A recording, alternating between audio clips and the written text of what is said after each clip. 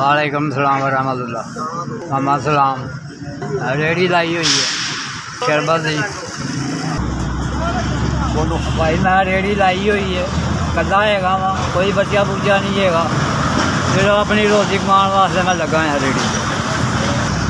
अजकल कोई किसी को नहीं देता, जिसके हालात रोटी कमा के मैं अपनी खाना पे बस।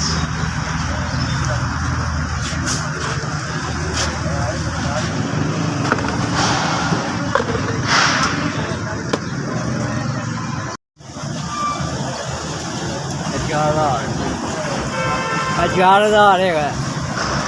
अल्लाह ताला उन्होंने तंदुरुस्ती दे जिन्हें भेजे ने पैसे, समझे जी। अल्लाह उदा भला करे, अल्लाह ताला भला करे, उदा भी भला करे जिन्हें मेरी हेल्प की है।